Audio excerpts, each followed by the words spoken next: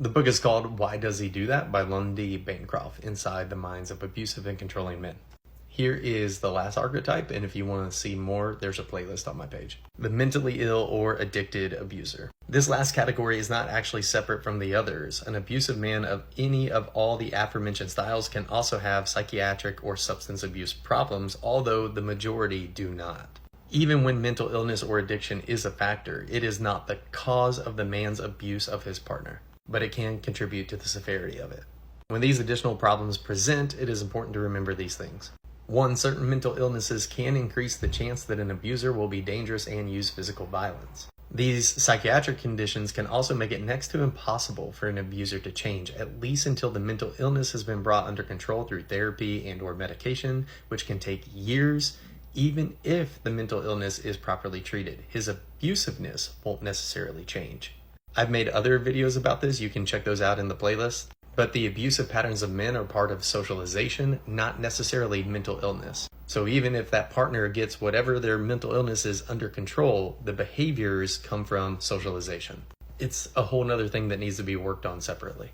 2. An abuser's reactions to going on or off medication are unpredictable. A woman should take extra precautions for her safety at such time.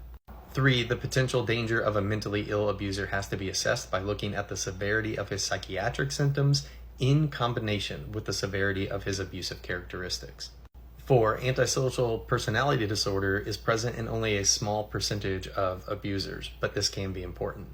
Antisocial personality disorder is very difficult to change through therapy, and there is no effective medication for treating it. It is highly compatible with abusiveness towards women. 5. Those who suffer from narcissistic personality disorder have a distorted view of themselves. They are unable to accept that they might have faults. This condition is highly compatible with abusiveness, though it is only present in a small percentage of abusers. 6. Abusers who aren't mentally ill want women to think that they are in order to avoid responsibility for their attitudes and behaviors. Substance abuse, like mental illness, does not cause one to be an abuser, but can increase the risk of violence. The attitudes driving the mentally ill or addicted abuser are similar to those of the other types. I am not responsible for my actions because of my psychological or substance abuse. If you challenge me about my abusiveness, you're being mean to me because you're not being sensitive about my condition. It shows that you don't understand my problems. I'm not abusive, I'm just insert whatever condition. If you challenge me, it will actually trigger my addiction or mental illness, and therefore, it's your fault.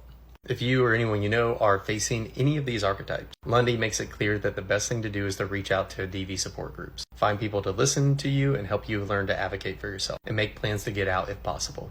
Grace and peace.